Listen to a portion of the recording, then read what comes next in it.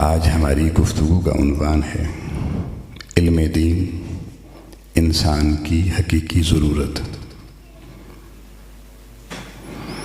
احباب گرامی، میں نے آپ کے سامنے قرآن حکیم کی پہلی وحی جو نازل ہوئی اس کے ہی ابتدائی الفاظ پڑھے ہیں۔ اللہ رب العزت نے اس پہلی وحی میں حقیقی علم کیا ہے، تھوڑی سی اور بیچ دیں، آواز کم ہے، گین تھوڑی بڑھائیں نا تاکہ آسانی ہو بولوں۔ اللہ رب العزت نے ان آیات میں حقیقی علم کی بات بھی کی، حقیقی علم کا مقصد بھی بیان کیا، اور حقیقی علم کی منزل بھی بتائی، اور حقیقی علم کا سلیبس بھی بتایا۔ اور کیونکہ یہ پہلی وحی ایک انسانیت کی طرف تھی، ابھی اس وقت تو مسلمان نہیں تھے، جب پہلی وحی نازل ہوئی تو ابھی مسلمان دنیا میں وجود میں نہیں آئے تھے، انسانیت تھی۔ تو اللہ تعالیٰ نے اپنے محبوب علیہ السلام کو انسانیت کے لیے پہلا پیغام دیا، اور وہ پہلا پیغام علم تھا، اور اس میں انسان کی حقیقی ضرورت کون سا علم ہے اس کی افادیت بیان کی گئی، اس کا سلیبس بیان کیا گیا، اس علم کے اجزاء ترکیبی بیان کیے گئے۔ تو آئیے ذرا اس کو سماعت کیجیے۔ اللہ رب العزت نے ارشاد فرمایا، اقرأ، محبوب آپ پڑھیے، بسم ربک الذی خلق، اس اللہ کے نام سے پڑھیے۔ یہ آپ نے غلط کر دیا،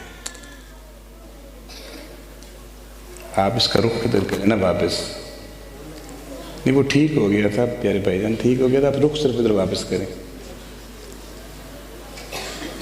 بس۔ فرمایا اقرأ بسم ربک الذی خلق، پڑھیے اپنے رب کے نام سے جس نے تخلیق کیا۔ پہلی آیت مبارکہ، اور اس میں 3 باتیں اللہ پاک نے بتائیں۔ ایک مطلقاً ایبسولوٹ پڑھنے کی بات کی، دوسری بات کہ انسان کا علم ابتدا کہاں سے ہو، جہاں سے پتہ چل جائے کہ جانا کہاں ہے۔ بسم ربک، اپنے رب کے نام سے۔ جب آپ اللہ کے نام سے ابتدا کرتے ہیں کسی چیز کی تو دنیا کو پیغام دے دیتے ہیں کہ میں نے جانا کہاں ہے، جس رب کے نام سے شروع کر رہا ہوں۔ آپ جب کسی کا نام لیتے ہیں تو نام کے بعد منزل و شخصیت و ذات بن جاتی ہے، اسم بمسمہ۔ تو بندہ بتا دیتا ہے بھئی جس کا نام کا عرفان مجھے حاصل ہے، میں پڑھوں گا وہ، جس پڑھتے پڑھتے میں جب منزل پہ پہنچوں گا تو اس نام پر جو شخصیت، جو ذات آگے اس نام کی حامل ہے، میری منزل اس نام سے اس ذات کا سفر ہوگا۔ لیکن اب اس سفر کو کرنا کن وادیوں میں سے ہے، اس کے لیے اللہ نے فرمایا خلق، تمہیں اپنی تخلیق پر غور کرنا ہوگا، بنانے والے کی بناوٹ پہ غور کرنا ہوگا۔ اور اس نے کیسے تمہیں بنایا؟ خلق الانسان من علق، اس نے تمہیں ایک رحم مادر میں معلق جونک کی طرح وجود سے پیدا کیا، ایک قطرہ مہین سے پیدا کیا۔ جب تم اس اپنی اصل پہ غور کرو گے، تخلیق پہ غور کرو گے کہ کیسے ایک قطرے سے فیٹس، اور فیٹس سے لے کر ایک پوری باڈی اور آرگنز کا پورا سسٹم بنانے والا وہ کتنا اعلیٰ رب ہے کہ جس نے تمہاری تخلیق کے لیے جو پروسیسز اختیار کیے، جب تمہاری تحقیق ان مراحل میں جائے گی تو تم پھر اس اللہ کی بارگاہ میں اس کی بزرگی کا نام لے کے کہہ اٹھو گے کہ سچ ہے جس کا نام اتنا بڑا ہے اس کی تخلیق بھی اتنی بڑی ہے۔ اس کے بعد فرمایا اقرأ، پھر پڑھیے، دوبارہ پڑھنے کی طرف اعادہ کیا گیا کہ پڑھنا ایک ایسی چیز نہیں ہے کہ ایک دفعہ پڑھ لیا تو ختم، بار بار پڑھیے۔ وَرَبُّكَ الْأَكْرَمُ، اور اللہ بڑی عزت والا، بزرگی والا ہے، یعنی کہ تم بھی عزت اور بزرگی چاہتے ہو تو ملے گی تمہیں پڑھنے سے۔ بغیر علم کے بزرگی اور عزت کسی کام کی نہیں ہے، وہ مصنوعی ہوتی ہے، ختم ہو جاتی ہے۔ حقیقی عزت، حقیقی بزرگی، حقیقی تقوی، حقیقی رفت بندے کو ملتی ہے اس وقت جب بندے کو اللہ پاک اپنی بارگاہ سے عزت عطا فرماتا ہے۔ وہ عزت جو اللہ کی بارگاہ سے ملے وہ ہمیشہ رہنے والی ہوتی ہے۔ پھر فرمایا الذی علم بالقلم، پڑھیے، لیکن اس پڑھنے کے لیے جو علم حاصل کرنا ہے اس کے لیے استعمال کیجیے قلم، کیونکہ اللہ نے قلم کے ذریعے علم سکھایا ہے۔ اب یہاں پر ایک بڑی اہم چیز ہے کہ دیکھیں جس دور میں یہ وحی نازل ہوئی ایک جاہل معاشرے میں، وہاں پر اللہ نے قلم کا تصور دیا۔ قلم رائٹنگ کے لیے استعمال ہوتا ہے، لکھنے کے لیے استعمال ہوتا ہے۔ تو اللہ نے یہاں سے بتا دیا کہ وہ علم جو حقیقی نفع بخش علم ہوگا وہ وہی علم ہوگا جس میں پہلے دن سے پڑھنے کے ساتھ قلم بھی استعمال ہوگا۔ ریڈنگ اینڈ رائٹنگ دونوں چیزیں آئیں گی اس میں۔ اور علم الانسان ما لم یعلم، فرمایا پھر وہ جو حقیقی دینی علم ہے جو انسان کی ضرورت ہے وہ کسی خاص قسم کا علم نہیں ہے کہ وہ ایک طرح کا علم پڑھ لیا اور کہتے یہ دینی علم ہے۔ وہ فرمایا علم الانسان، ہم پھر انسان کو سکھاتے ہیں ما لم یعلم، جو کچھ بھی اسے معلوم نہ ہو، چاہے وہ جیولوجی کا علم ہو، وہ زوالوجی کا ہو، وہ باٹنی کا ہو، وہ جیوگرافی کا ہو، وہ اکنامکس کا ہو، اسٹیٹسٹکس کا ہو، میتھمیٹکس کا ہو، یا کائنات کا کوئی بھی علم ہو۔ فرمایا ہر علم سکھانے والے ہم ہیں، اور اللہ جس علم کو سکھائے وہ علم دین ہی ہوا کرتا ہے۔ اب دیکھیں یہ ایک جنرل سا تصور اللہ نے دے دیا پڑھنے کے علم کے حوالے سے، اور حقیقی علم کو اللہ تعالیٰ نے کسی ایک موڈیول کے ساتھ فکس نہیں کیا کہ آپ کسی خاص مدرسے میں پڑھیں گے تو دینی علم ہوگا، آپ نے کالج میں پڑھا تو دینی علم نہیں ہوگا، آپ جناب کسی قرآن مجید حفظ کریں گے تو دینی علم ہوگا، اور اگر آپ مصطفی اسٹوڈنٹ میں شامل ہو کر آپ جناب کالج میں پڑھیں گے تو آپ دینی علم حاصل نہیں کریں گے۔ اس تصور کا اللہ نے نہیں دیا، یہ ہمارے اپنے تصورات ہیں، اللہ نے دیے ہوئے نہیں ہیں۔ اللہ نے معلم یا علم کہہ کے کہا ہر وہ علم جو انسان کے پاس نہیں تھا اور انسان نے اس کو حاصل کیا، اللہ نے اس کو سکھایا۔ وہ علم انسان کو ملتا ہی بارگاہ خدا سے ہے، اور بارگاہ خدا سے جو کچھ ملے وہ علم دین ہی ہوتا ہے، حقیقی علم ہوتا ہے، اور وہی انسان کی ضرورت ہوتا ہے۔ اب احباب گرامی، جب تک ہم نے قرآن مجید کے اس تصور کو سمجھا اور اس کے اکارڈنگ ہم زندگی میں علم حاصل کرتے رہے، کوئی جابر بن حیان بنا، کوئی ابن رشد بنا، کوئی امام غزالی بنا، کوئی امام جعفر صادق علیہ السلام بنے، کوئی جناب امام ابو حنیفہ بنے، الغرض آپ دیکھتے چلے جائیں محمد بن زکریا الرازی بنے، ابو علی سینا بنے۔ اب وہ سارے علماء تھے، وہ سارے دین کا علم رکھتے تھے۔ کوئی ابن الحسم بنا جو آنکھ پر اور لائٹ کے حوالے سے علم حاصل کرتا رہا، جو آگے چل کے فزکس کہلایا۔ کوئی جابر بن حیان بابا کیمسٹری کہلایا، جس نے بیسیکلی آپ دیکھیں تیزاب وغیرہ دنیا کے سامنے لائے۔ اب تیزاب کا استعمال اگر ہمیں زیادہ نہیں پتہ، صرف ہم واش روم ہی صاف کرتے ہیں، تو ہماری اگر سوچ ہی ویسے ہو جائے تو ہم اس کو کیسے سمجھیں گے یہ دینی علم ہے۔ لیکن امام جعفر صادق علیہ السلام بھی شاگرد اسی استاد امام جعفر صادق علیہ السلام کی ہیں جن کی شاگردی میرے آپ کے امام اعظم ابو حنیفہ نے حاصل کی۔ ابو علی سینا دیکھیں طب کی وادیوں میں 2000 کتابوں کے مصنف ہیں ابو علی سینا۔ جب قلم سے لکھا جاتا تھا، پرنٹنگ نہیں تھی، 2000 کتابیں انہوں نے میڈیکل سائنس پہ لکھی۔ آپ سوچیں جنہوں نے 2000 کتابیں لکھی میڈیکل سائنس میں، اور اہل اللہ کی اہل معرفت کی بارگاہوں میں بیٹھ کر، کیا ان کا علم دینی علم نہیں تھا؟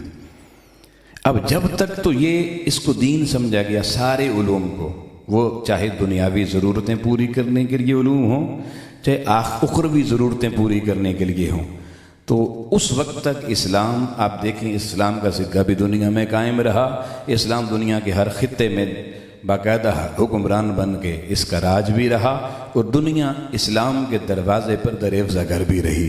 لیکن جب مسلمانوں نے غیروں کی سازشوں کا شکار ہو کر نقب لگایا اس علم دین کی حقیقت پر، اور اس کے حصے بکھرے کرنے شروع کیے، اور صرف اس میں سے مذہبی عبادات اور آخرت سے ریلیٹڈ علم کو نکال کر ایک مخصوص قسم کی ٹرمینالوجی دے کر اس کو مدرسے تک بند کیا، اور باقی علوم سارے اس میں سے نکال دیے۔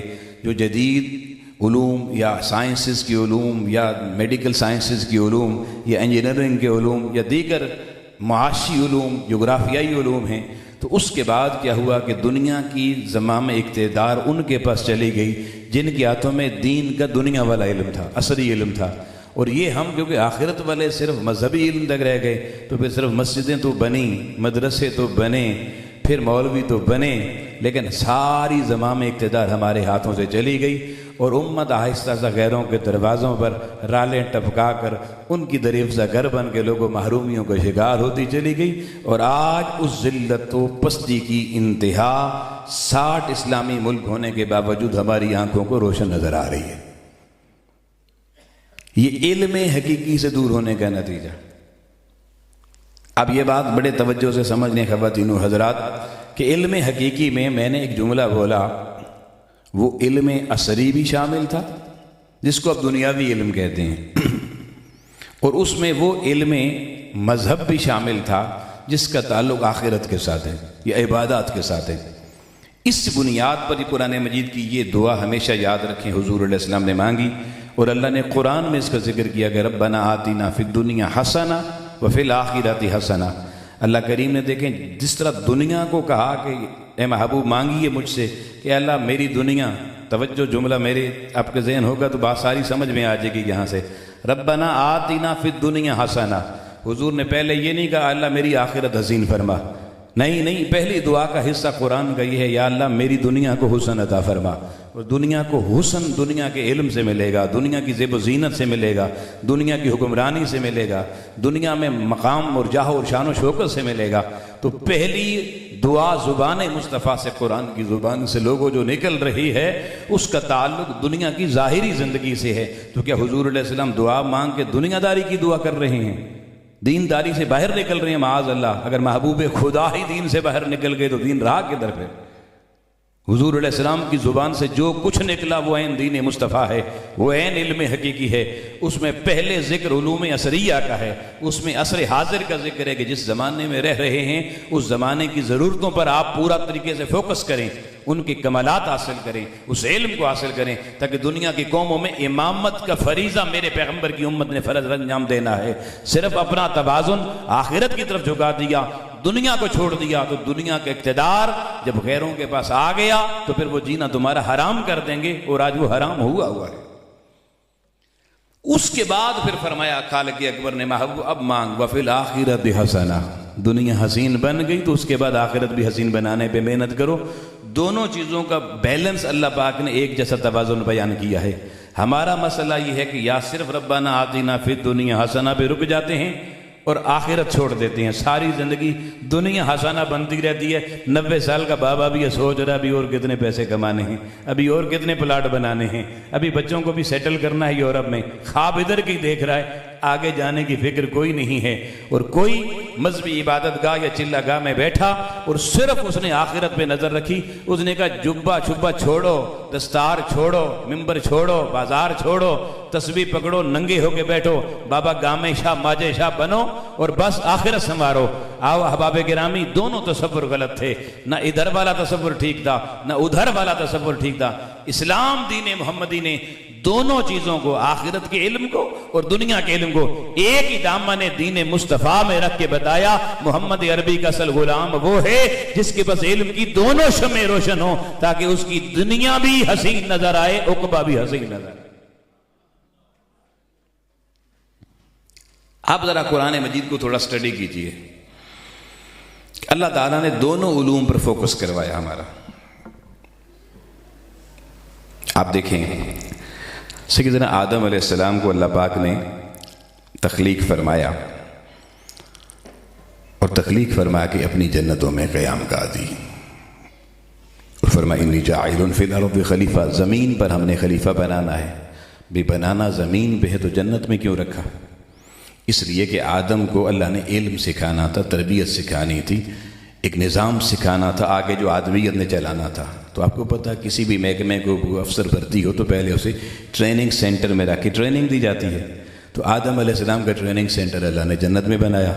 جنت آدم کو اچھی لگی، اللہ کا قرب تھا، تو اللہ نے کہا آدم کوئی بات نہیں، ٹریننگ مکمل ہو کے میں نے تو بھیجنا زمین پر ہے، لیکن اس ٹریننگ کے بعد اگر کسی کے دامن میں میرا قرب رہا اور اس نے خواہش کی تو واپس اسی ٹریننگ اکیڈمی کو تمہارا پرماننٹ کیمپ بنا دوں گا۔ آدم علیہ السلام کی ٹریننگ مکمل ہوئی، حوا علیہ السلام، آدم علیہ السلام، ساری اولاد آدم کو لے کے زمین پر آ گئے۔ قرآن مجید سورہ نمبر 2 پڑھیے، آیت نمبر 38 اور 39، فرمایا کہ آدم قلنا اہبطوا منہا جمیعا، تم سارے زمین پہ اتر جاؤ، جمیعا سارے، آدم اور حوا 2 تھے تو سارے کیوں کہا؟ سارے کا مطلب یہ کہ ہم سب نے پشت آدم سے دنیا میں آنا تھا. کہا اب کوئی دنیا میں جو بھی آئے گا زمین پر آئے گا، جنت میں کوئی نہیں آئے گا، لہذا زمین پر سارے اتر جاؤ. آدم علیہ السلام زمین پر آ گئے. کہا مولا اب زمین کی ضروریات تو بدلتی رہتی ہیں، وقت کے ساتھ زمانے کے ساتھ نئی نئی چیزیں آتی رہتی ہیں، موسم بدلتے ہیں، ہوائیں بدلتی ہیں، راستے بدلتے ہیں، علاقے بدلتے ہیں، زبانیں بدلتی ہیں، ضروریات زمانہ بدل جاتی ہیں. تو مولا ہمیں جو وقت کے ساتھ عصر حاضر کے تقاضوں سے ہم آہنگی کے لیے جو چیزیں ضرورت ہوں گی اس کا کیا نظام ہوگا؟ اس نے کہا کوئی بات نہیں، فَإِمَّا يَأْتِيَنَّكُم مِّنِّي هُدًى، آدم تو اور تیری نسل دنیا میں جاؤ، اب اس کے بعد تمہیں ہدایت لینے کے لیے، علم و عمل کی خیرات لینے کے لیے میری جنت میں نہیں آنا پڑے گا. دنیا میں آدم آگے آگے ہوگا، ہماری علم اور ہدایت فرشتوں کے ذریعے پیچھے پیچھے جا رہی ہے. لیکن آدم ایک بتا دینا، اصول ایک وضع کر دیا علم حقیقی سے حقیقی عرفان تک کے سفر کے لیے. فرمایا فَمَن تَبِعَ هُدَايَ، باقی سارے علوم کی دو اقسام بنا گئیں. ایک علم اللہ کی بارگاہ سے آئے گا، آدم کو آیا، پھر نبیوں کو آئے گا، انبیاء تک رہے گا، نبیوں کے ذریعے امتوں اور انسانیت کو آئے گا.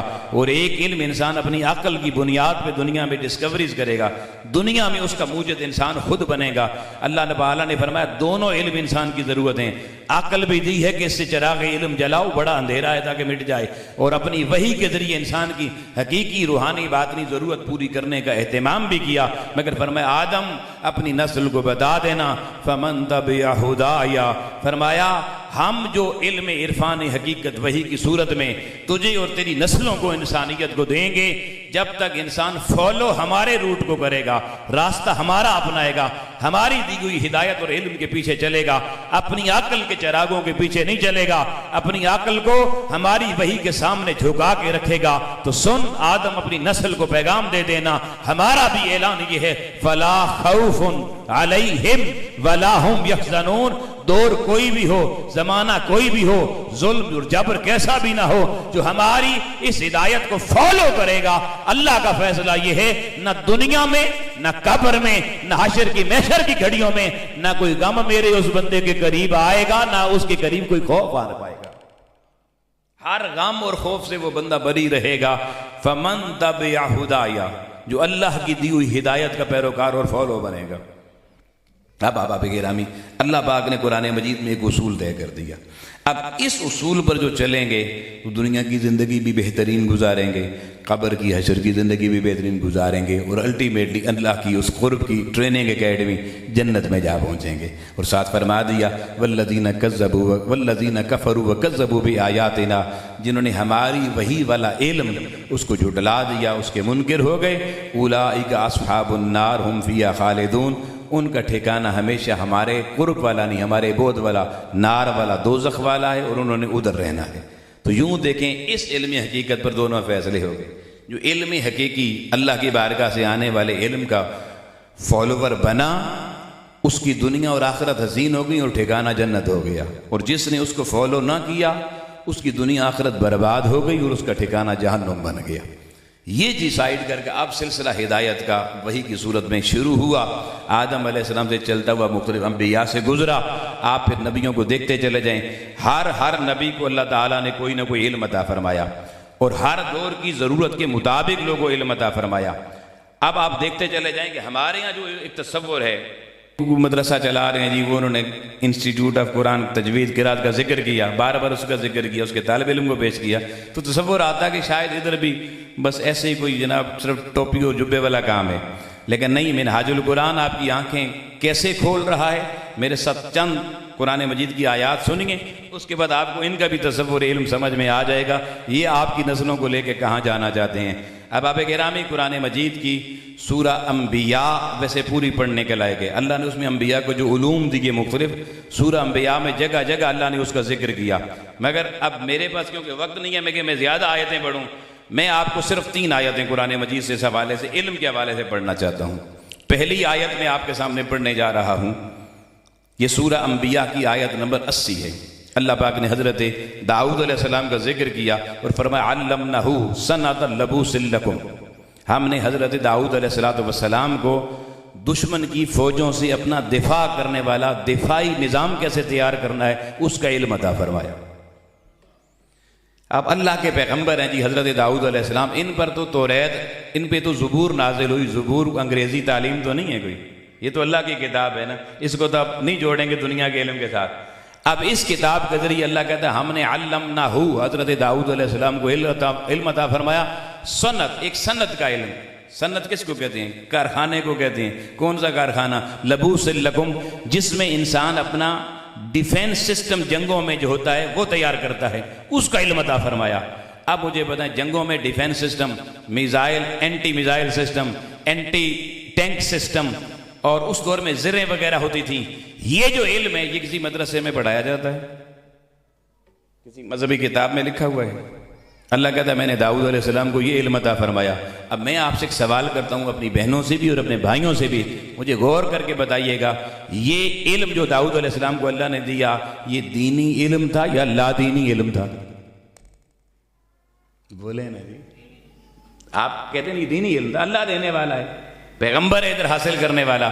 تو اگر لوگوں اینٹی ایئر کرافٹ سسٹم ہو، اینٹی ڈیفینس سسٹم ہو، اگر وہ دینی علم بن سکتا ہے تو میتھ فزکس کیمسٹری دینی علم کیوں نہیں بن سکتا؟ اب یہ آپ کا ذہن یہاں کھلنا چاہیے کہ ہم کدھر چلے گئے ہیں۔ اب اگر دیکھیں حضرت داؤد علیہ السلام کے دور میں بڑے بڑے ظالم بادشاہ، اس دور کا امریکہ سامنے آیا، اس دور کا اسرائیل سامنے آیا، اس دور میں بخت نصر ایک طرف سامنے آتا ہے، ایک طرف جالوت سامنے آتا ہے، یہ اس دور کے امریکہ اور اسرائیل تھے۔ اب ان بڑی بڑی فورسز کا، لاکھوں کی فوجیں تھیں، ان کا مقابلہ کرنا تھا، اور جالوت اتنا طاقتور بادشاہ تھا کہ پورے لشکر طالوت میں کوئی شخص اس کے مقابلے میں نہیں جانا چاہتا تھا۔ ہزار بندے نہیں، ہزاروں بندوں سے اکیلے وہ لڑنے کا فن جانتا تھا۔ مگر آپ جانتے ہیں حضرت داؤد علیہ السلام کو اللہ نے جو سنت عطا فرمائی، اس کارخانے اور ٹریننگ اکیڈمی سے تیار ہو کے انہوں نے جو ڈیفینس سسٹم بنایا، جب میدان میں گئے اپنے ڈیفینس سسٹم سے ایک میزائل صرف داغا، آج کے دور کی لینگویج استعمال کر رہا ہوں، اصطلاح، ایک میزائل حضرت داؤد علیہ السلام نے چلایا، اور ابھی حضرت داؤد کی عمر 18 سال نہیں ہوئی تھی، اور اسی ایک میزائل سے جالوت اور اس کا لشکر ڈھیر ہو گیا۔ یہ جدید ترین جنگوں کا ڈیفینس سسٹم اور اٹیکنگ سسٹم، یہ دیکھیں ایک سنت کی صورت میں اس کی ٹیکنالوجی اللہ نے سب سے پہلے حضرت داؤد علیہ السلام کو استعمال کیا۔ میں تھوڑا آپ کو آگے لے کے چلوں، آپ چلیں جی، میرے سامنے قرآن مجید کا سورہ کاف ہے جی، یہ قرآن مجید کا 18واں سورہ ہے جی، سورہ کاف۔ آپ نے تو آج تک اصحاب کاف کا ہی واقعہ سنا نا، اس میں بڑے بڑے اور راز بھی موجود ہیں۔ یہ آیت نمبر 93، 94، 95 اور 96، اس کے اندر ایک تفصیلی واقعہ موجود ہے۔ حضرت سکندر ذوالقرنین ایک گزرے ہیں جی، اللہ کے نبی تھے یا بزرگ تھے، اختلاف ہے ان کے بارے میں، لیکن یہ ایک ایسے علاقے میں پہنچے جہاں کے لوگ ان کی بولی اور یہ ان کی بولی نہیں سمجھتے تھے بظاہر، لیکن یہ پیغمبر تھے، اللہ تو پھر پیغمبر کو ہر بولی سکھا دیتا جہاں پہ ضرورت ہوتی ہے۔ قرآن مجید میں اب ڈیٹیل موجود ہے کہ حتی اذا بلغ بین الصدیین، صدین صد دیوار کو کہتے ہیں، صدین دو دیواروں کو کہتے ہیں، دو پہاڑوں کے دامن میں ایک بستی تھی، وہاں پر یہ پہنچے جی حضرت سکندر ذوالقرنین۔ وجد من دونہما قوما، وہاں انہوں نے قوم کو پایا، لا یقادون یفقہون قولا، جو ان کی بات چیت نہیں سمجھ سکتی تھی، ان کی اپنی زبان تھی، ان کی اپنی زبان تھی، یعنی بندہ کہیں اور کا ہے، علاقہ کہیں اور کا ہے، لیکن یہ بادشاہ ہے۔ فرمایا قالوا یا ذوالقرنین، لیکن اس کے باوجود اللہ نے جو فہم دیا اس کی بنیاد پر اس قوم نے حضرت ذوالقرنین کے سامنے اپنی عرض پیش کی۔ کیا پیش کی؟ ان یاجوج و ماجوج مفسدون فی الارض، کہ زمین پر ہمارے پاس یاجوج ماجوج بہت فساد پھیلا رہے ہیں، انسانوں کو آباد نہیں ہونے دیتے۔ فہل نجعل لک خرجا علی ان تجعل بیننا و بینہم سدا، انہوں نے کہا آپ کسی طریقے سے کوئی ایسی دیوار بنا دیں، آپ بادشاہ ہیں، کوئی مہربانی فرمائے، کوئی گرانٹ شرانٹ دیں ایسی کہ ایسا ہو جائے کہ ہمارے اور ان کے درمیان کوئی رکاوٹ بن جائے، تاکہ ہماری بستیوں میں یاجوج ماجوج نہ آ سکیں اور ہمیں تکلیف نہ دے سکیں۔ قال ما مکنی فی ربی خیر فاعینونی بقوۃ اجعل بینکم و بینہم ردما۔ ذوالقرنین نے انہوں نے کہا جی اگر آپ کو کوئی مال شل بھی چاہیے تو ہم مال بھی اکٹھا کر لیتے ہیں، ہم پیسے بھی دینے کے لیے تیار ہیں، جیسے آپ پھنس جائیں کہیں پر تو بندے کو کہتے ہیں پیسے لے لے جان چھڑا دے، انہوں نے کہا حضرت پیسے لے لیں، جو مال لینا لے لیں، ہماری جان یاجوج ماجوج سے چھڑا دیں۔ تو انہوں نے کہا بھائی مجھے مال کی ضرورت نہیں ہے، اللہ تعالیٰ نے مجھے بہت کچھ دیا ہوا ہے، اس کی ضرورت نہیں ہے، ہاں کام کریں گے مزدور بن کے مل کر، تم میری مدد کرو میں تمہاری مدد کرتا ہوں. ہم ایسی دیوار بناتے ہیں کہ یاجوج ماجوج کو انشاءاللہ اس میں قید کر دیں گے. ایک مضبوط دیوار بنا دوں گا میں. اب آپ دیکھیں دیوار، ذوالقرنین بھی ایک بندہ ہے اور وہ قوم بھی ایک بندوں والی قوم ہے. وہ خود دیوار نہیں بنا سکے، انہوں نے آپ سے ہیلپ لی. وقت کا بادشاہ ان کی ہیلپ کیا کرتا ہے، یہ بات ہے سننے والی. فرمایا آتونی زبر الحدید، آتونی زبر الحدید. حضرت داؤد علیہ السلام نے کہا تم لوہے کے بڑے بڑے تختے لے کر آؤ، لوہے کی سلیں لے کر آؤ، اس سے دیوار بنائیں گے. پتھروں سے نہیں، اینٹوں سے نہیں، گارے سے نہیں، لوہے کی سلوں سے. اس کا مطلب اس دور میں میکینیکل انجینئرنگ تھی، کیونکہ میکینیکل انجینئرنگ کے بغیر لوہے کی سلیں تو نہیں بنتی. تو لوہے کی سلیں لائی گئیں. حتی اذا ساوا بین الصدفین، ان کو رکھا گیا اس طرح سے کہ دونوں پہاڑوں کے اوپر ایسے وہ برابر کر دیا گیا. جب برابر ہو گئی دونوں طرف دونوں پہاڑ، تو قرآن کہتا ہے قال انفخوا، سارے تختے رکھ کر اب حضرت ذوالقرنین نے کہا اب پھونکریاں چلاؤ. پرانے زمانے کے یہ جو لوہار ہوتے تھے یہ پھونکریوں سے دھونکتے تھے آپ کی درانتیاں کھرپے بنانے کے لیے، اور پھر ان کو جناب وہ بنا کے دیتے تھے فصلیں کاٹنے کے لیے. تو پھونکریوں کا نظام بڑا پرانا ہے. کہا آپ پھونکریاں چلاؤ تاکہ پریشر سے آگ آئے اور وہ لوہا پگھلے، گرم ہو. جب لوہے کو پگھلایا گیا، حتی اذا جعلہ نارا، لوہا جب آگ بن گیا، سرخ ہو گیا. اب اگلا جملہ قرآن کا سننے والا ہے. وہ کہنے لگا قال آتونی افرغ علی قطرہ، آپ جاؤ ذرا تانبا لے کر آؤ، ذرا سیسا لے کر آؤ، ذرا لیڈ پلمبم لے کر آؤ. اب میں نے اس کو پگھلانا ہے. پہلے لوہا پگھلایا، پھر تانبا پگھلایا. فما استطاعوا ان يطهروه وما استطاعوا له نقبا. فرماتے ہیں کہ یہ پگھلا کے انہوں نے اس کو ایک دوسرے کے اوپر چڑھا دیا اور ایسی طاقت دے دی کہ فرمایا اب جو میں نے دیوار بنا دی ہے، اب ساری زندگی قیامت تک بھی اگر یاجوج ماجوج لگے رہیں نہ اس کے اوپر چڑھ سکیں گے، پاؤں رکھیں گے سلپ ہو کے نیچے چلے جائیں گے، نہ اس کو چاٹ سکیں گے، اس کو چاٹا بھی نہیں جا سکتا. آو احباب گرامی، جو علم اللہ نے حضرت سکندر ذوالقرنین کو دیا اور انہوں نے آج سے ہزاروں سال پہلے جس سے جو دیوار بنائی یاجوج ماجوج کی، اس کو آج کے دور میں کیمسٹری کی زبان میں الیکٹرو پلیٹنگ کہتے ہیں. Electroplating of iron over nickel, electroplating of iron over aluminium, electroplating of iron over plumbum. آج دنیا اس ٹیکنالوجی کو استعمال کر کے ایسے ہتھیار بناتی ہیں جن کو رسٹ نہ زنگ نہ لا سکے، جن کو کوئی کھا نہ سکے، جن میں کوئی گولی سوراخ نہ کر سکے. آج میکینیکل انجینئرنگ کی انٹرنیشنل ٹیکنالوجی جس لیول میں تمہیں نظر آتی ہے، اس کا علم کائنات میں اللہ نے سب سے پہلے حضرت سکندر ذوالقرنین کو عطا فرمایا. اب مجھے بتائیں یہ کیمسٹری جو آج ہم پڑھا رہے ہیں الیکٹرو پلیٹنگ کی، یہ قرآن مجید 14 صدیاں پہلے بتا رہا ہے، اور یہ علم کس کے پاس ہے؟ حضرت ذوالقرنین کے پاس.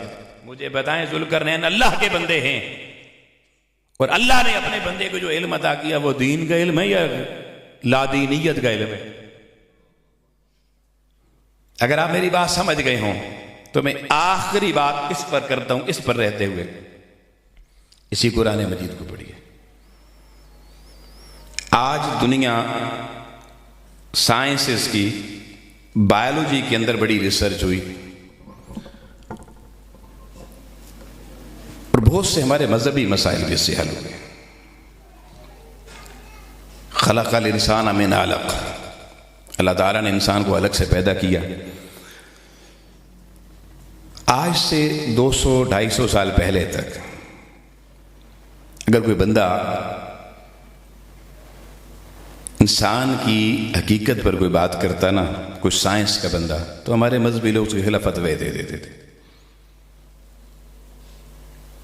وہ کہتے تھے یہ پاگل ہو گیا ہے، یہ سائنس دیکھیں جی یہ غلط علم ہے.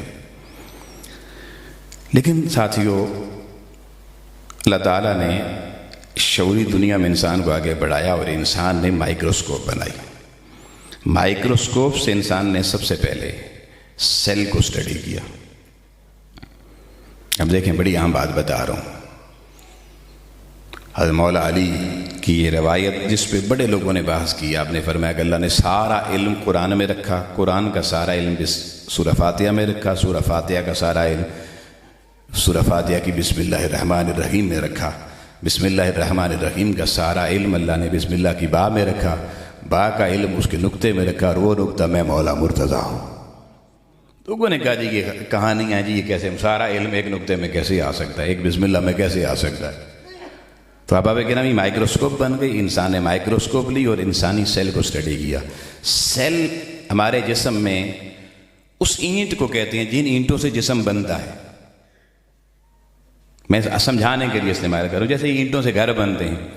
اب یہ اینٹ کتنی چھوٹی ہے کہ اس کو اس آنکھ سے دیکھا نہیں جا سکتا، اور اتنی چھوٹی ہے کہ اگر آپ مائکروسکوپ سے دیکھیں تو اگر میں کوئی بال پین لے کے ایک نقطہ لگاؤں نا کہیں، تو ایک نقطے میں تقریباً 2500 سیل پائے جاتے ہیں، اور ایک سیل کے اندر 100 ٹریلین ایٹم پائے جاتے ہیں، ٹریلین۔ میں آپ پورے حال کو وہ سارے مل کے ٹریلین گنتی گنو نہیں گن سکتے، آپ کی گنتی بلین تک بھی جانا مشکل ہوتی ہے، ٹریلین بہت بڑا فگر ہے۔ اس کے ساتھ ایک کے ساتھ 19 زیرو لگاؤ تو یہ عدد بنتا ہے۔ اللہ تعالیٰ نے ایک انسان کے ایک سیل کے اندر ایک نہیں 100 ٹریلین ایٹم رکھے، اور ایٹم کے اس اندر نیوکلیس میں جائیں تو وہاں اللہ نے ایک جینیٹک مادہ ڈی این اے رکھا ہے۔ باہر تو بہت بڑی کائنات ہے اس سیل کی، کئی دنیایں ہیں اس کے اندر۔ اس ڈی این اے کا جو مادہ ہے اتنا چھوٹا جس کا میں نے ذکر کیا نیوکلیس کے اندر، اس ڈی این اے میں اللہ تعالیٰ نے آپ کی پیدائش سے لے کر آپ کے وصال تک ساری زندگی کی کہانی، گروتھ کیسی ہونی ہے، کام کیا آپ نے کرنی ہے، بیماریاں آپ کو کون کون سی لگنی ہیں، کون سی بیماریاں آپ نے خود بھگتنی ہیں، کون سی اگلی نسل کو دے کے جانی ہیں، اور آپ نے سوشل لائف کیسی گزارنی ہے، ریلیجیس لائف کیسی گزارنی ہے۔ آپ کی زندگی کا سارا ڈیٹا، آپ کا رنگ، آپ کی نسلیں، آپ کی شکلیں، ہر چیز اللہ نے اس ایک سیل کے اس نیوکلیس کے اندر لکھ دیا ہے، ڈی این اے، جس کو وراثتی مادہ کہتے ہیں۔ آج سائنس آپ کی ان وراثتی مادوں کو پڑھ بھی چکی ہے، جان بھی چکی ہے، ریسرچ کر کے ان کی بیماریوں کا علاج بھی پیدائش سے پہلے بچے کی ماں کے بطن میں کر رہی ہے۔ احباب گرامی، جو اللہ کی ذات ایک انسان کے اندر اتنے باریک سیل، اس کے نیوکلیس جس کو ایٹامک مائکروسکوپ سے دیکھا جاتا ہے، اللہ 100 سال کی زندگی کی ساری کتاب اگر اس سیل میں لکھ سکتا ہے تو بسم اللہ الرحمن الرحیم میں بھی اللہ ساری کائنات کا علم لکھ سکتا ہے۔ یہ علم حقیقی جی اللہ ہے، اور اللہ قادر ہے، وہ جو چاہے کر سکتا ہے۔ جب یہ بات سامنے آ گئی تو میں نے یہ چند حوالے آپ کے سامنے رکھے، آپ کو سمجھ میں آئے کہ دنیا کی جتنے بھی علوم ہیں یہ کوئی بھی لادینی علم نہیں ہے، لیکن مقصد ہر علم لادینی کب بنتا ہے؟ آپ سننا توجہ سے جملہ جی، چاہے وہ مذہبی علم ہو، چاہے وہ قرآن و حدیث کا علم ہی آپ کیوں نہ پڑھ رہے ہوں، چاہے وہ سائنس کا علم ہو، دنیا کا کوئی علم ہو، ہر علم اس وقت لادینی علم بن جاتا ہے جب اس علم کا استعمال انسانوں کو نقصان پہنچانے کے لیے کیا جائے۔ ایک عامل قرآن پڑھ کے کسی کے اوپر کالا جادو کر رہا ہے، بتائیں دینی علم ہے لادینی ہے؟ اب لادینی ہے، اب ہے قرآن بظاہر، اس نے الٹا سیدھا قرآن کو لکھ رہا ہے، جو بھی کر رہا ہے تنتر منتر جنتر کر رہا ہے، بھلے وہ آیات سے کر رہا، حدیث سے کر رہا ہے۔ انسانیت کو نقصان پہنچانے کے لیے جب علم شروع ہوتا ہے، وہ مذہبی کتاب کا ہو یا اصلی کتاب کا، وہ سارے لادینی علم بن جاتے ہیں۔ جب تک انسانیت کے بینیفیشری بن کے انسانیت کے نفع کے لیے اس علم کا استعمال کیا جائے، اب آپ ہر علم دین خدا کا علم کہلاتا ہے، ہر علم کا واخد اللہ رسول کی ذات رہتی ہے۔ ساری کائنات کے جتنے من جملہ علوم ہیں، یہ سارے علوم آپ کو قرآن مجید و سنت مصطفیٰ اور حدیث مصطفیٰ کے دروازے پہ دریافزہ گر نظر آتے ہیں۔ مگر آؤ اب دوسرے حصے اور آخری حصے میں بڑے مختصر طور پر آپ کو یہ بھی سنا دیتا ہوں۔ اب آپ اسی قرآن مجید کو پڑھیے۔ اللہ تعالیٰ آپ جو اپنے بچوں کو صرف سکول کالج پڑھا کر آخرت کی تعلیم سے بہرہ مند نہیں کرتے، تو اللہ اسی قرآن مجید کی سورہ نمبر 30 سورہ روم کی آیت نمبر 7 میں کہتا ہے، یعلمون ظاہرا من الحیات الدنیا، تمہیں کیا ہو گیا ہے مسلمانوں، تم صرف ظاہری حیات گزارنے کے علم پر تمہاری سنیاں رک گئی ہیں، وہم عن الآخرۃ ہم غافلون، اور تم آخرت والے علم سے غافل ہو چکے ہو۔ اللہ کہتا ہے غفلت سے ہٹو، جیسے اپنے بچوں کو ظاہری اصلی علم دو، یہ بھی اللہ حاصل کرنے کا حکم دے رہا ہے، اسی طریقے سے اللہ کہتا ہے آخرت کا علم بھی اپنی نسلوں کو دو، کیونکہ دنیا کا کوئی علم تمہیں لوگوں یہ نہیں بتا سکتا تم آئے کہاں سے ہو، تم نے جانا کہاں ہے، مگر آخرت کا علم تمہیں بتاتا ہے رہنا یہاں نہیں ہے، جانا یہاں سے ہے، اور اصل وطن تمہارا یہ دنیا نہیں آخرت کی دنیا ہے۔ آپ گرامی، لیکن جب کوئی انسان علم حقیقت و عرفان پا کر، ظاہری علم کے چراغ جلا کر، اپنی ظاہری دنیا کو خوشحال بنا کر، جب وہ اپنے قدم راہ مولا میں آخرت کا مسافر بن کے مدینے کا تصور کرے یا شہر نجف اشرف کا تصور کرے اور آخرت کی طرف اپنی توجہ کر کے سجدوں کی سوغاتوں کے ساتھ علم آخرت کی طرف اپنے قدم بڑھاتا ہے، میرے محبوب علیہ السلام نے لوگوں فرمایا، صحیح بخاری حدیث نمبر 907، حضور علیہ السلام کے تابعی ہیں حضرت ابایہ بن رفاعہ بن رافع بن خدئی، وہ کہتے ہیں ادرکنی ابو ابس، میں ابو ابس بدری صحابی سے ایک بازار میں ملا، فانا اذهب الى الجمعہ، میں جمعہ پڑھنے کے لیے جا رہا تھا، شاید آج بھی جمعے کا ہی دن ہے، فرماتے ہیں آپ مجھے کہنے لگے حضرت ابو ابس کہ میرے محبوب علیہ السلام نے فرمایا، من اغبرت قدمہ فی سبیل اللہ حرمہ اللہ علی النار، جس بندے کے قدم علم حاصل کرنے کے لیے اللہ کی راہ میں نکلتے ہیں ان قدموں پہ اللہ جہنم کی آگ حرام کر دیتا۔ اور پھر آپ سنن ابو داؤد میں آ جائیں 3641 نمبر حدیث میں حضور کے ایک صحابی حضرت ابو دردہ رضی اللہ تعالیٰ عنہ، حضرت قیس بن کثیر کہتے ہیں کنت جالسا مع ابو الدرداء من مسجد دمشق، میں جمعے والے دن دمشق کی مسجد میں حضرت ابو دردہ کے پاس بیٹھا ہوا تھا، فجاؤ رجل، ایک بندہ آپ کے پاس آیا، فقال، اور کہنے لگا، یا ابو الدرداء انی جئتک من مدینہ الرسول صلی اللہ علیہ وسلم، میں آقا کے مدینے سے چل کے تیرے پاس آ رہا ہوں، لحدیث، ایک حدیث کا علم حاصل کرنے کے لیے جس کے بارے میں نے سنا ہے، آپ حضور سے روایت کرتے ہیں۔ آپ فرمانے لگے، ہاں میرے محبوب نے فرمایا، سننا بھائی اس حدیث کو، سارے علوم اس کے اندر شامل ہیں۔ آقا نے فرمایا، من سلک طریقہ، جو شخص ایک راستے پہ چلا، یطلب فیہ علما، اس کی طلب صرف علم تھا۔ کون سا علم؟ حضور نے کوئی تخصیص نہیں کی، فرمایا جو بندہ کسی راستے پہ چلتا ہے طلب علم میں، نفع بخش علم کے لیے، جس سے انسانوں کو نفع پہنچائے، اپنی ذات کو نفع پہنچائے۔ امام الانبیاء علیہ الصلوۃ والسلام حضرت ابو درداء کہتے ہیں، آقا علیہ الصلوۃ والسلام فرماتے ہیں کہ اللہ سالک اللہ طریق بہ من طرق الجنہ، اللہ کوئی بھی علم ہو اس کے راستے پہ چلنے والے، حقیقت کا عرفان حاصل کرنے والے شخص کو جنت کے راستوں میں سے ایک راستے پہ چلا دیتا ہے۔ پھر آقا علیہ الصلوۃ والسلام نے اسی حدیث میں آخری جملے صرف پڑھنے جا رہا ہوں، طویل حدیث ہے، آقا علیہ السلام نے فرمایا، ان الانبیاء ورثۃ الانبیاء، ان العلماء ورثۃ الانبیاء، یہ جو علماء ہوتے ہیں نا یہ وارث ہوتے ہیں انبیاء کے، اور وان الانبیاء لم یورثوا درہما ولا دینارا، انبیاء دنیا سے درہم اور دینار چھوڑ کے نہیں جاتے، دنیا کی ضرورتیں پوری کی ختم، وہ کیا چھوڑ کے جاتے ہیں؟ ورثوا العلم۔ یہ پیغام دینا چاہتا ہوں منہاج القرآن کا، حضور نے فرمایا علماء اصل وہ ہوتے ہیں جو انبیاء کے نقش قدم پر ہوتے ہیں، اور وہ درہم اور دینار چھوڑ کے جانے کی فکر نہیں کرتے، وہ اپنی نسلوں کے لیے علم چھوڑ کے جاتے ہیں، علم۔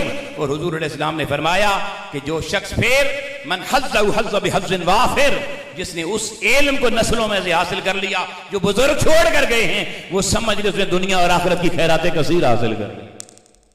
احباب گرامی، اس دور پر فتن میں تحریک منہاج القرآن یہ ہماری تقسیم ختم کر کے، قدیم جدید والی، یہ عصری اور مذہبی والی، یہ ساری تقسیمیں مکمل ختم کر کے اس کو یکسر ایک علم کا نام علم دین مصطفیٰ دے کر پھر سے امت کو اس منہج پہ لانا چاہتی ہے جس منہج سے ٹوٹنے سے امت ٹوٹی، امت کا وقار ٹوٹا، امت کی عزت ختم ہوئی۔ آؤ اللہ کی عزت کی قسم، شیخ الاسلام کے خواب کی تعبیر بنو، واپس اپنی نسلوں کو اس منہج پہ لاؤ، منہاج القرآن کی رفاقت اور سنگت میں، جب یہ علم حقیقت و عرفان، علم عصریہ اور علم مذہبیہ کو اکٹھا کر کے علم دنیا اور آخرت کے مسافر بن کے اپنی زندگیاں اس چراغ حقیقت محمدی اور چراغ عبادت خدا کے ساتھ میچ کریں گے، اللہ کی عزت کی قسم امت کا سویا ہوا وقت جاگ اٹھے گا، معاشرے کی پھر سے زمام اقتدار امت مسلمہ کے پاس آئے گی۔ آپ کی نسلوں کو دوسروں کے دروازوں پر بھیک مانگنے کے لیے نہیں، اللہ اسی قوم اور اسی قوم کی نسلوں کے ذریعے پھر سے ساری دنیا کی ٹیکنالوجی ان کے ہاتھوں میں دے کے امت کا پرچم بلند فرما دے۔ آؤ احباب گرامی، تحریک منہاج القرآن اس بات کی متقاضی ہے اور آپ سے تقاضا کرتی ہے، گائیے صرف رمضان کے دراسات تک تعلق نہ بنائیے، یہ بہت بڑا فورم ہے، یہ آپ کی نسلوں کو بہت کچھ دینا چاہتا ہے اور امت کی اس انتشار کو سمیٹ کے وحدت میں پرونا چاہتا ہے۔ اس کے لیے آپ کو منہاج القرآن کی رفاقت کی طرف آنا ہوگا، اس سنگت کی طرف آنا ہوگا، اور پورا سال اس طرح کی نشستیں اور سیمینار منعقد کرنے ہوں گے، ہر شعبہ فکر کو بلانا ہوگا، اور پھر جب ہم سارے مل کر کوشش کریں گے تو وہ دین دور نہیں، ہماری کوششیں ہوں گی، اللہ رسول کی مدد ہوگی، امت کا مقدر سنور جائے گا۔ آئیے کل کی نشست ہماری بڑی اہم ہے، اخلاق نبوی اور عصر حاضر کے تقاضے۔ کل کے ہمارے مقرر ہمارے نظامت دعوت منہاج القرآن انٹرنیشنل کے عظیم دانشور محترم علامہ مہتاب اظہر راجپوت صاحب ہوں گے، اور اس حوالے سے اخلاق نبوی اور آج کے دور کے تقاضے عصر حاضر کے، اس حوالے سے بڑا بہترین لیکچر ہونا ہے۔ علامہ صاحب نے بھی بار بار آپ کی توجہ دلائی ہے کہ آپ کوشش کریں تھوڑا جلدی آئیں، 5:45 تک یہاں پہنچیں، تاکہ تھوڑا بات کرنے والے کو اتنا ٹائم ملے کہ وہ پورا مضمون آپ کو سمجھا سکے، اس دعا اور یقین کے ساتھ کہ آج ہماری ابتدا ہے، کل انشاءاللہ آپ میں سے ہر شخص، میری بہنیں بھی کسی نہ کسی بہن کو ساتھ لے کر آئیں گی، میرے بھائی بیٹے بھی کسی نہ کسی کو ساتھ لے کر آئیں گے۔ میں منہاج القرآن کی ہر ماں بہن بیٹی اور ہر ماں اور اپنے ہر بھائی بیٹے بزرگ دونوں ہاتھوں سے آپ کی عظمت کو سلام کرتا ہوں۔ یہ کارکن جنہوں نے چراغ جلائی، یہ بینر لگائی، یہ ایڈورٹائزمنٹ کی، راتوں کو جاگ جا کے یہ حضور کی امت کے رضاکار اور پہرے دار، اور لوگوں ان کے لیے آپ نے صدق کے دل سے دعا کرنی ہے، جن کے دامن میں حضور کی امت کی یہ نوکری ہے کہ نسل امت مصطفیٰ سنورے اور یہ اپنی رضاکارانہ خدمات فی سبیل اللہ سر انجام دیتے ہیں۔ اللہ کریم آپ سب کی نوکری آباد فرمائے اور حضور علیہ السلام کی محبت پر نوکری میں آپ کو قبول فرمائے۔ میں بارے دیکھ شکر گزار ہوں محترم محمد حنان صاحب کا، صدر مصطفی اسٹوڈنٹس موومنٹ ضلع گجرات، آپ نے حوصلہ افزائی کی تشریف لائے۔ ملک محمد اشرف صاحب ہمارے بزرگ صاحب کا صدر تحریک منہاج القرآن ہے۔ حاجی اصغر صاحب نائب صدر ضلع گجرات ماشاءاللہ۔ حاجی احسان الہی صاحب جو صدر ٹی ایم کیو کوٹلہ عرب علی خان کے، حاجی منظور صاحب، چودھری محمد لطیف صاحب پیٹ کے ہمارے ماشاءاللہ صدر ہیں، اور حکیم محمود احمد صاحب، ان سب احباب کو بالخصوص ہمارے سپہ سالار حضور شیخ الاسلام کے شاگرد، جامع منہاج القرآن کے فاضل، آج کے اس علم حقیقی کی ایک شمع یہاں پر بھی روشن کرنے کے لیے شبانہ روز محنت کرنے والی شخصیت علامہ صاحبزادہ محمد اخلاق طاہری صاحب، اللہ پاک آپ سب کی یہ محنت اپنی بارگاہ میں قبول فرمائے۔ وآخر دعوانا الحمدللہ رب العالمین، آمین۔